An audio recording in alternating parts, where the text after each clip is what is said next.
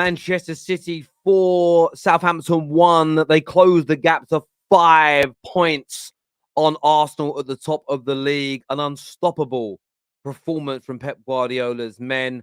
Erling Haaland moving on to goal number 30 for the season. 2 behind Mo Salah in the 38-game season record. He needs 3 more to break it. And he's only 4 goals behind Andy Cole and Alan Shearer, who both scored 34 league goals each when it was 42 games in the top flight of English football. He's likely to break both records this season, still with, when you look at that league table in front of us, 11, sorry, I'm a liar, not 11 games to go, with 9 games to go, very likely to break that record. Another standout performance from the best goal scorer in world football. There is no one in the world better than him at scoring goals right now. He's the best around at it. And it was typified by that amazing tap-in for his second goal, that amazing overhead kick tap-in that he scored. Sensational. Brilliant tap-in for the tap-in merchant. For all the people that want to kind of downplay his goals. A bit like people that call KDB and Bruno Fernandes spammers because they're brilliant at threading and passing balls. The man's not a tap-in merchant. He's a phenom. He's the best young striker Europe has produced in our lifetimes, and maybe the best young striker in the history of European football, potentially the best young goal scorer in the history of world football if he continues in this vein. The base and the foundation that he has developed is nothing short of sensational. And more importantly for Man City today, they close that gap on Arsenal. 5 points as you can see it. Arsenal need to win tomorrow. If they don't, it'll be 5 points. City have that game in hand. And of course, the Gunners coming to the Etihad later this month. It's closing in quick. The title race is as exciting as the top 4 race and the relegation battle as well, which took some massive ups and downs and top and turvy approaches today. It really, really did. Also, another standout performer today I want to shout out again. 2 games running. This is what it's about. Jack Grealish. The hold-up play, creating space for others, being part of the system is the basics that you expect from a £100 million player and somebody with the ability of a Jack Grealish. I've seen people raving about him for ages in a City shirt, by the way. Oh, he's been so good. Been okay. The last 2 games is the standard. The last 2 games are the standard. A goal and an assist against Liverpool. A goal and an assist again today. You got to remember, his previous 10 games before that, he set up 2 goals. This is proper Jack Grealish. This is world-class Jack Grealish. Doing all the nice things that you guys were praising him for, but adding in game-changing moments, game-winning moments, game-sealing moments, back-to-back world-class performances from the £100 million man. And as I've always said, there's a player in there, but this is what delivery is all about.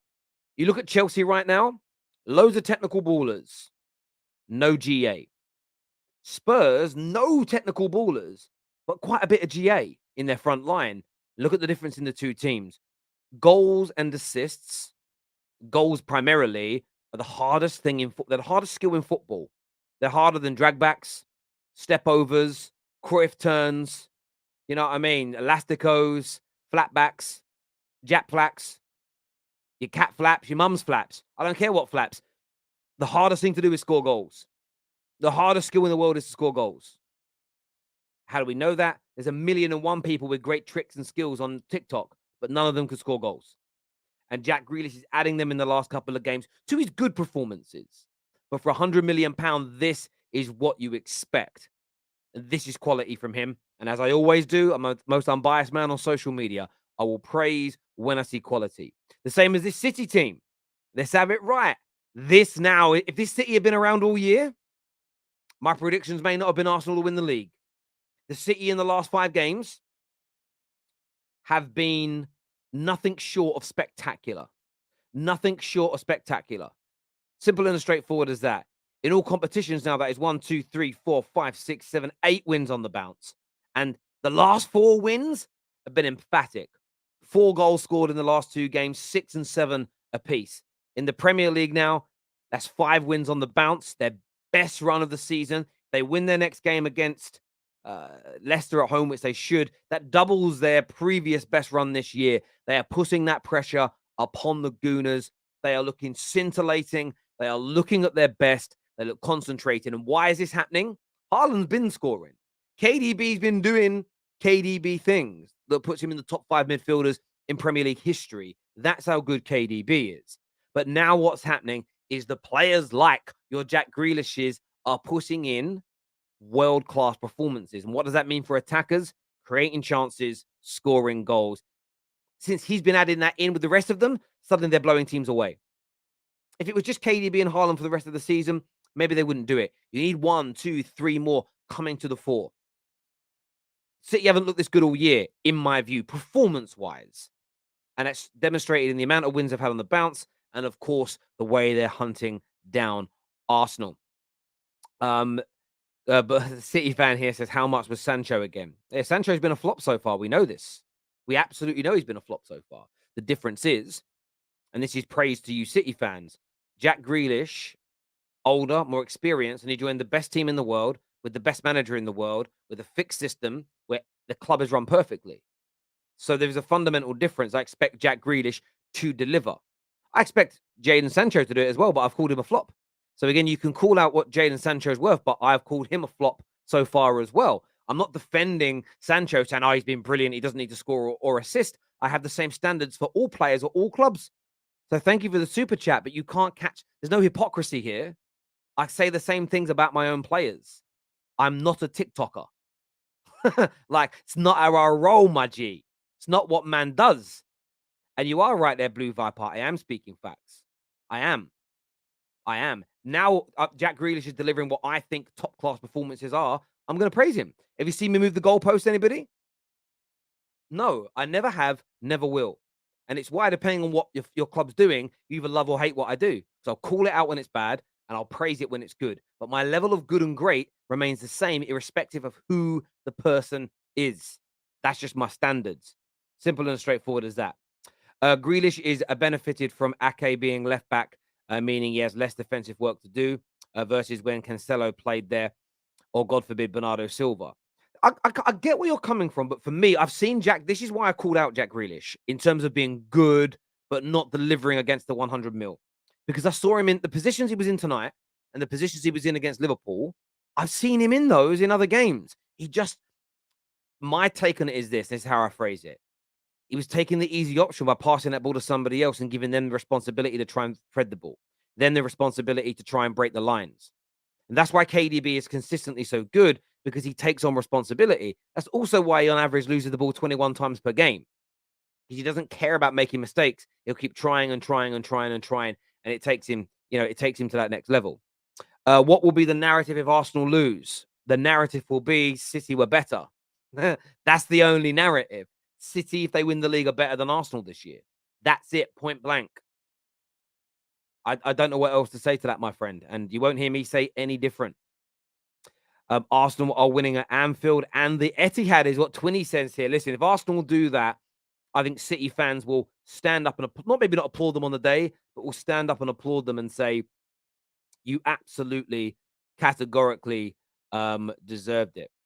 Grealish has definitely improved. That wasn't a rebuttal. Oh, I hear you, bro. I'm hearing you. I didn't take it that way. I know, Neeks, you're my bro. I didn't take it in that way. Sorry if it sounded like that. That was not my it's the word what I was thinking. So yeah, all good, my friend. 5 goals, 5 assists. Is that what Jack Grealish is on for the season? 5 goals and 5 assists. Is it? I don't know. I don't know his total amount. I haven't bothered reading it. Let me go and check. Is that in the league? 5 goals, 5 assists. Is it? I'm just looking here. Where is he at? Yeah, 5 goals, 6 assists, according to who scored. It's getting there. It's much improved. Much improved. And he needs more, in my opinion. He needs more. They're too spread out. But he's had a lot more recently. Bristol City, he got one. He got one against Leipzig, and but 4 of those, by the way, 4 of that is coming in the last 2 games. Do you know what I'm saying? So what's he got? He's on 11. So 4 of it, not quite 50%, but nearly 50% of his goal contributions in the last 2 games. He needs more. If the Gunners lose tomorrow, they are going to riot, is what Debbie says here. I don't listen. Some might. I am seeing Gooner's tweet right now, panicking, and I'm like, you guys are backing your team. Why are you panicking? Remember, it doesn't matter to me. Some people are like, you're gonna get cooked if they don't win it, Terry. Meh, I don't care. Like, it doesn't bother. It doesn't matter. I only want Arsenal to win the league because I want City to not do a three-peat and potentially a treble. That's it. That's what I care more about. People say this is the worst City team in the last 5 years. They've got one of the best points tallies. Arsenal would have done well if they win it. Listen, this City team's performances haven't been at their best, but it's not a bad City team. It's a City team with a player at the front who has scored 30 Premier League goals. And it isn't even in 29 games because Haaland has not played all of those games. He missed the last match as an example. Haaland's actually only played, I'm going to get you his number here. Haaland has only played this season in the EPL 26 starts and 1 sub. So let's just say 27 to be fair. 30 goals in 27 Premier League games. I don't think that's been done before. And when he breaks those records, so the fact that City have got a player like that in their team, Arsenal, if they would win the league, it cannot be played down at all. Benixia says, Bayern Munich, can you do something for me? We're going to bring out Patrick and Hamza to have their say. And I've got a question for Hamza because I was looking at a space of his that states that Haaland and De Bruyne equal R9, Zidane, Figo, and Batistuta together. We're going to be speaking about that on the show right now. Hit the like and the share button, subscribe. Make sure you hit that like button as well, by the way. What's the votes looking like on that right now? 61% of you said, if yes, you've always hit the like button. 14% said you've just done it. And the rest said you'll do it at the end. Well, make sure that's hit right now for us. Panel time now. Let's go.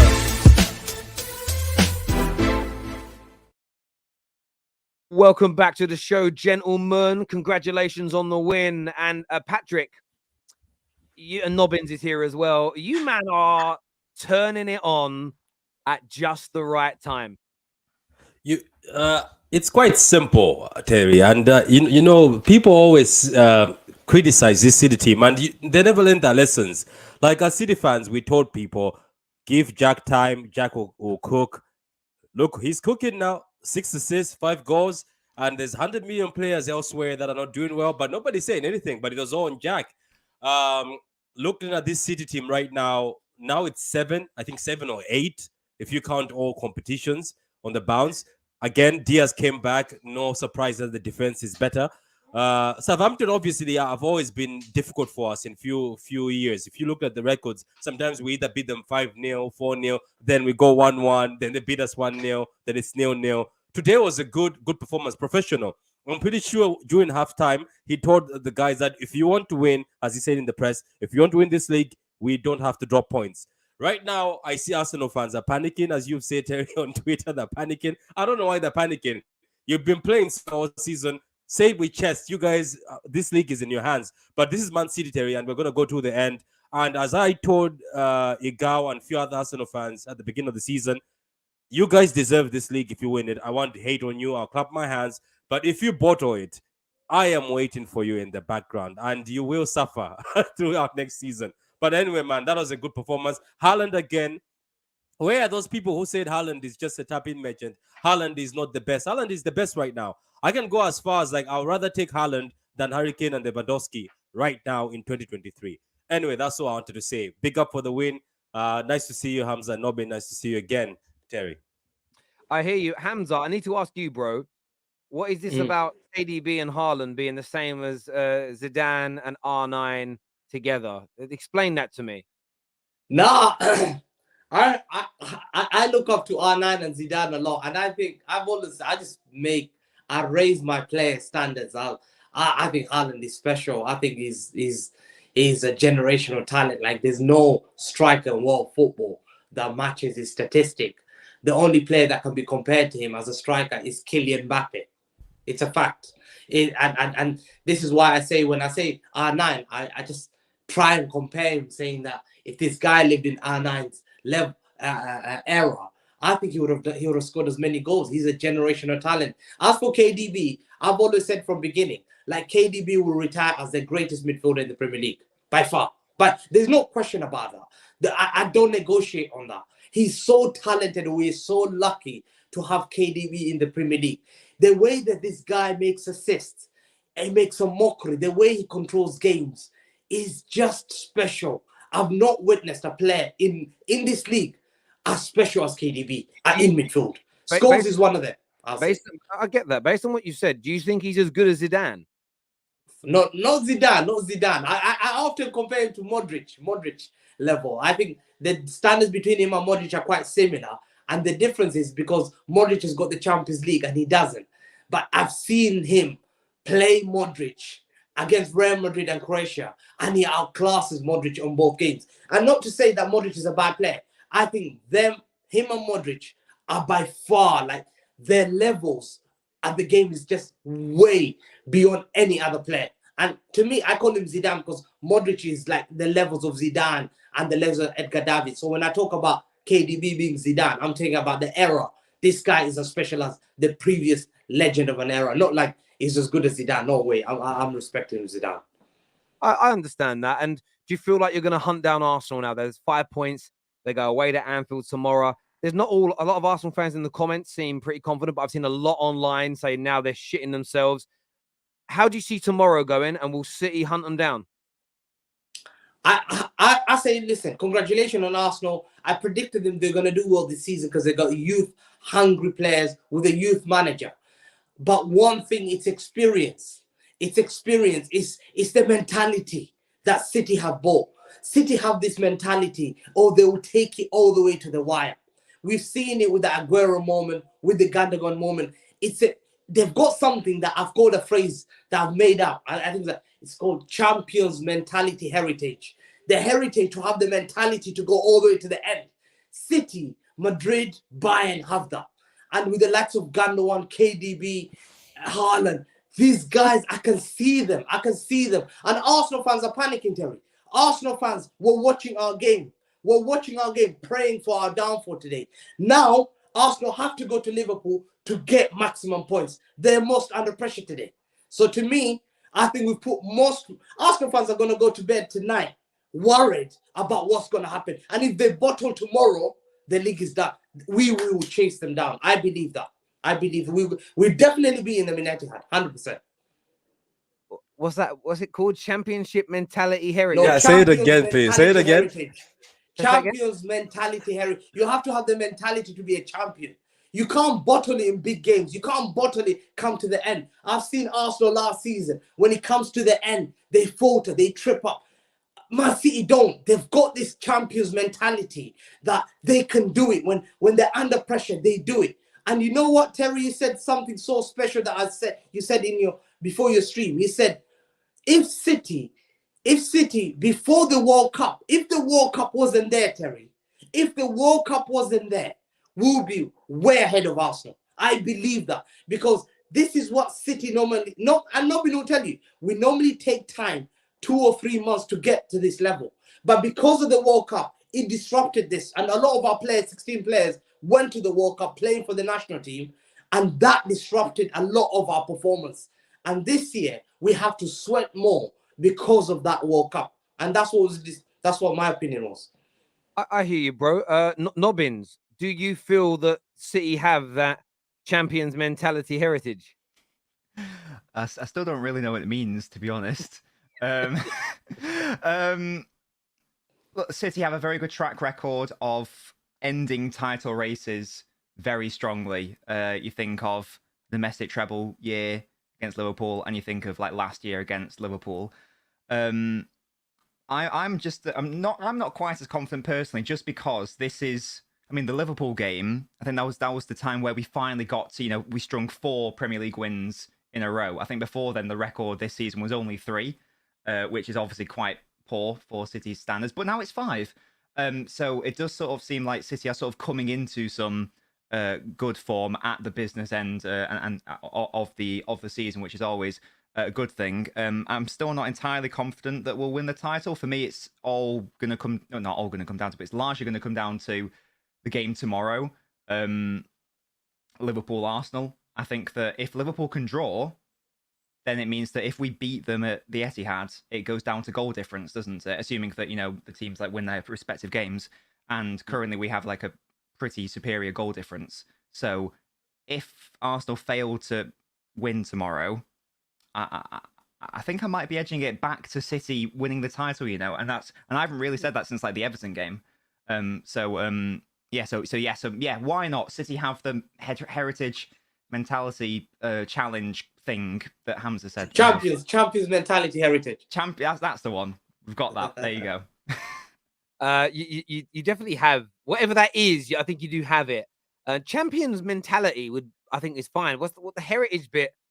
I don't quite get. It's wordy, but I hear you, bro. Black Wolf here says, as an Arsenal fan, I'm loving the pressure City are putting on us, even if we don't win the league and it still ends. Win the league in the end, it still goes on to be one of the most dramatic seasons ever. Whoever wins the league is because they deserve it. I think everybody would agree with that there. TBG says, assure you as an Arsenal fan who goes week in, week out, will be at the game tomorrow, and I'm not panicking, genuinely enjoying the title race. We'll see. Harold here says, if Arsenal lose to Liverpool and draw versus City, Arsenal are 2 points ahead of Manchester City. Opposite gives City ahead on goal difference. Which game you drop points can determine the league. There's games, Arsenal could lose tomorrow and beat City at the Etihad. That's the thing here. Like, I think some people are doing 2 and 2 makes 37. If Arsenal don't win tomorrow, that's it. It's done. I don't know if it's as simple as that. Or what do you think, Patrick? Do you feel like if they drop points tomorrow, that'll be it for Arsenal? I can say this with chest, and I can say this looking at you, Arsenal fans. I say this in many streams. There are certain teams that are tailor-made for everybody. Arsenal fans, I'm going to tell you this. Since Pep Guardiola stepped into Man City, you're tailor-made for us. The thing about your team is you never sit back. Arsenal never sits back. I like that. They keep going and opening up the gaps.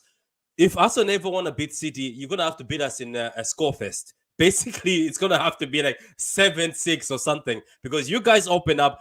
At least Man United are smart. Oli was smart. He knew I couldn't go toe-to-toe. I have to park the bus and counter us. Even Ten Hag, he knew, okay, we have to suffer, close the gaps. But Arsenal, you never close the gaps. You come and open up, and you're meant for us. To be honest with you, if they lose tomorrow, I'm looking like maybe the best thing Liverpool can do is a draw. Because I tell you, deep down, think Arsenal are going to go to Liverpool and redesign the Anfield. I think Anfield will be closed after tomorrow. I think Arsenal go there and reel them. I don't know if I'm allowed to say that. I think it'll be a slapping that we've never seen, because I have no hope in this Liverpool team. Like, if you look at this Liverpool team, how are they going to get the mentality to beat Arsenal? I know there's this thing where they were showing me a record of Arsenal losing at Anfield, but that's not this Arsenal. This Arsenal, even Klopp said they've got a mentality and they've got hype, and he says they have got passion and they're very dangerous.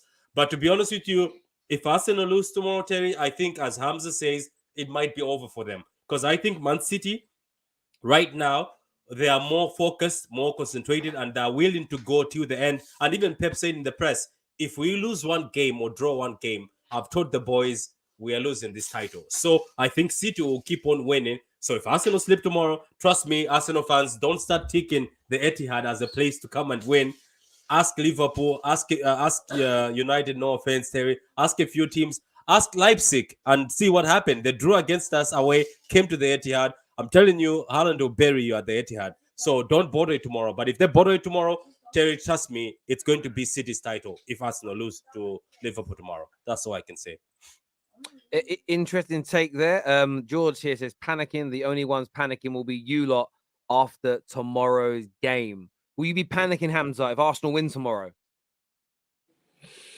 I'll not panic. I think it'll go to the end. I think tomorrow will be one of the deciding games. This is a weak Liverpool side. This is a very weak Liverpool side that everyone's taking advantage. But I think, will Arsenal, the players like Saka, Martinelli, this is when I'm going to look at that. Have they got that edge to try and win that game, the major, big game, to show why they deserve to be champions? This is the game. And I think the Anfield crowd, and key thing to me for Klopp, I think Klopp will write the players and say, today you have to show me.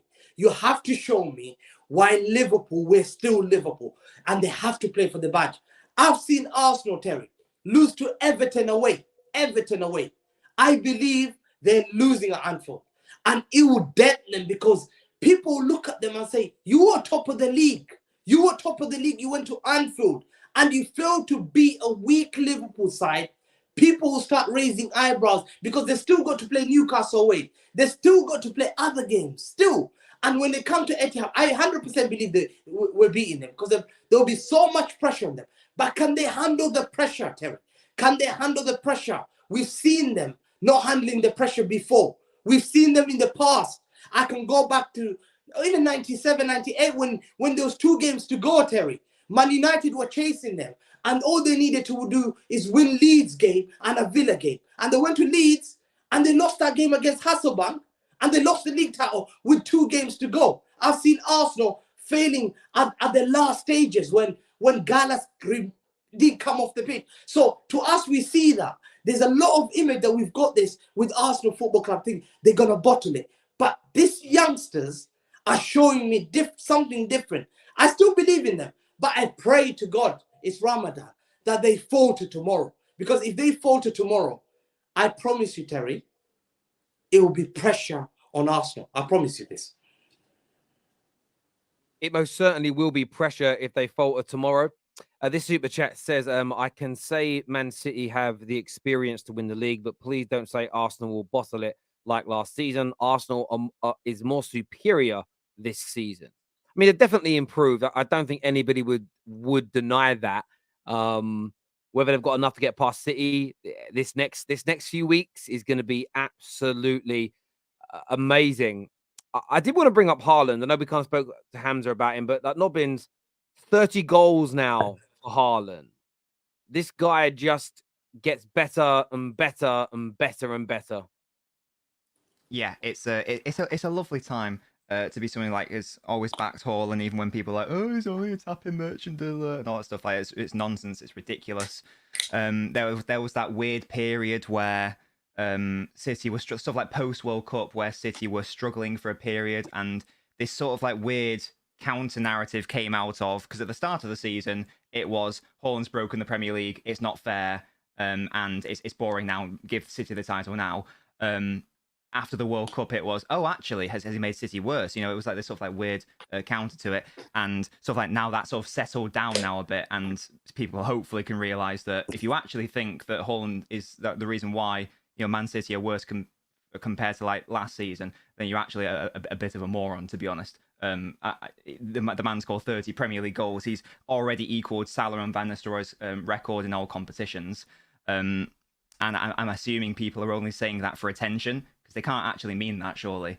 I don't think any other club could have a striker like almost definitely break a record which has stood since like 19, was it 95 where 95 when Alan Shearer equaled Andy Cole's record. So 94 and 95, yeah, they did it, yeah. Thank you. Yeah. So he's almost definitely going to do that. We've got 9 games left. He's got to get 5 goals to break it. He's already equaled the one in all comps, so he's definitely going to do it.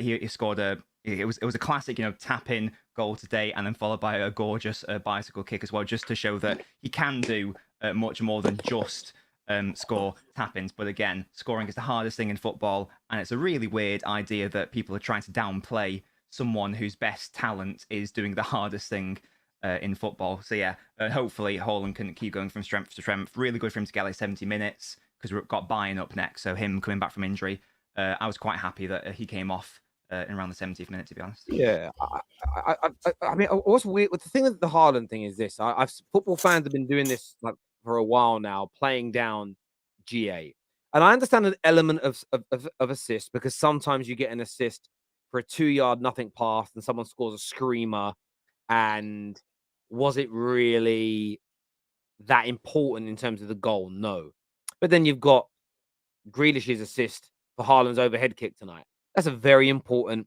assist, as an example. The cross for Haaland's first goal is very important. Without that quality cross, you know, then we've kind of downplayed quality crosses and quality balls to, KDB just spams it into the middle of the box, hoping someone's going to get their head onto it. So we've taken away David Beckham in 2023 would be called a spammer, as an example. And I think for me, That's the issue I have. Now, goals. Remember, the first time I saw goals challenges not being important was when people said that we can't count penalties as real goals. That was when you knew we were on the road to ruin because Bruno Fernandes was scoring penalties. Well, we've got to take the penalties away, though. When we look at players and their quality, we have to remove an attribute. Then I started seeing people say, got to take away people that are good at corners because they get assists from corners and being good at corners. And I've seen all this be said. And now Haaland is scoring goals. Scoring goals means you're a tapping merchant. That means you're not a good football player. But if what Haaland did was easy, every single fucking striker would do it. And it's got to a point where, honestly, Elon Musk is responsible now. He has to ban these people from having Twitter accounts because it's just insulting, legitimately insulting to football fans for creators and goal scorers to be played down as not as good as players that don't score or create as much or at all. And I literally have seen people, I've literally seen people tweet things like St. Maximum is a better footballer than Marcus Rashford because he dribbles better. Or I've seen people, I saw someone the other day, I saw said that Isak is better than Haaland. Now, he's a good goal scorer, but because he's got better ball ability. And I'm like, Isak would swap all these talents for Haaland's talents in 20 seconds. Like, football's gone mad. It's actually gone mental now with what we assess as being good and bad, you know? It's because people really value aesthetics nowadays. So they like things to look pretty and they like to be like moved and feel a certain way, which is all good. You know, football is all about that. But at the end of the day, if a player, you know, does some wonderful dribbling and gets all the way down to the pitch, but then their cross at the end is awful and they actually don't have any output, then it's largely irrelevant. I'd much rather have a functional, effective player than someone who's aesthetic and fun to look at, but doesn't actually do anything, such as, you know, Adama Traore or St. Maximin, who are notorious for not having any end product. So yeah, it's this weird thing of, oh, but he doesn't play pretty. And listen, of course, Ronaldinho's and R9s and Messi's and Cristiano Ronaldo's, they had the aesthetics and they had the outputs, but that's why they're in a category of their own that you know, they're in the GOAT conversation. And not like 99.9% of professional footballers are never going to be in that conversation, but you can't judge them all by that standard. Otherwise, it's crazy to me. It really is crazy. People still talk about Wilfried Zaha, one of the best wingers in the league. He isn't. That's why he's at Crystal Palace, and he's not at one of the top 6, top 7 clubs playing in Champions League football, winning trophies. If he was, and by the way, there might be attributes of these players that are top class. Some, you know, I would look at St. Maximin and say his dribbling ability is probably world class, but you don't judge people based on one attribute. You judge them based on everything. And yeah, it's crazy the way football is going. Can I say one thing on Haaland? Just one thing, Terry. If what he does is also easy, how come all these great strikers didn't break this record then? Like, this record is about to break. You say it stayed there for years, right? So if what he does is easy, how come the great strikers who came in, I want to mention their names because I know people who get all touched and emotional. Why didn't they break it? Why is he coming in his first season where a lot of people challenged him, by the way? Remember, people say he won't get to 15 or he won't get to 10 or he's not going to win the Golden Boot. It's an insult to people like Harry Kane. It's an insult to people like Salah who've been in the league for so long. But look at him now. Like, he's making it look easy. I was coming from the kitchen and I saw that goal and I had to rewind the TV and say, what's going on? Like, it's just the way he's doing things. And then he walks out, removes his band, flips his hair, starts laughing. It's just easy. It's just easy. And I know people are crying out there because they wanted him in their team, but he's not there. Anyway, next is Bayern. Yeah, that's obviously a very different game. You can kind of, the good thing about being in Europe, it gives you an opportunity to, even as fans, to switch off from the Premier League. You haven't got a kind of, I think Arsenal fans will be watching you. Do you get any injuries? You got this, where you guys can focus on a different tournament, relax a little bit, and you know that's a big one for you. Are you guys confident that you'll beat Bayern Munich? Very tough game. Very tough game. Like literally, that's the toughest draw you could have. You know, this is why I've always said, like, Terry, United 99, to have had that draw, come out that draw, beat Inter, Juventus, Bayern Munich, win it in style. I always say that's the greatest, one of the greatest. To have Bayern Munich, the Germans' mentality, they're different.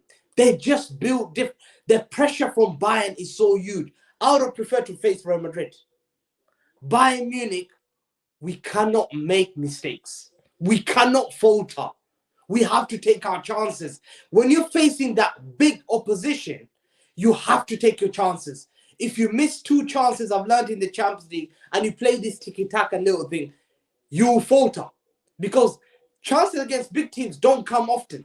They'll give you. You see Real Madrid, when they knocked us out from few chances. To me, I believe this team is different. That back line is the first back line that I fully trust. When we had Zinchenko as a left back, it's way different to having Ake. Ake has been impressive. I don't know what Nobin's going to say, and Patrick. Ake has been impressive. Stones is brilliant as a right back. He can come into midfield. I trust that back line. That's in the Champions League. The key to winning the Champions League is not conceding silly goals. We've conceded so many silly goals that's knocked us out of the Champions League. Last year, silly goals being conceded at home. Yeah, giving a handball when you're 3-1 up. Laporte giving a handball. Silly. When Fernandinho got turned, silly. Things like that. It cannot happen against Bayern Munich. I'm confident the key thing to this game, take our chances and bury them and just stick together because it's going to be war. Once we go through them, Terry, next game is revenge. It's Chelsea or Real Madrid. Chelsea, we've got to revenge our final. Real Madrid, we got to revenge last year. I think we'll beat those two. Next game, Bayern at home, is our biggest game, and we must deliver. We'll beat them. Don't worry, we'll beat them. It's going to be an interesting one. I know a lot of City fans don't like talking about it, but I do think you guys are really staring down the barrel of a treble this year, which is annoying. But there we go. I want to say a big thank you to all of you three for coming on. Viewers, thank you very much for tuning in. We're back tomorrow, fan channel review in the morning, and of course building up and covering, and we'll be live after the Arsenal's trip to Liverpool. I forgot what the name of the stadium is. Anfield. We will be live. Do me a big favor and smash the like button before you leave. Boys, thank you very much for coming on. Until next time, take care. Goodbye. God bless. And we'll see you all again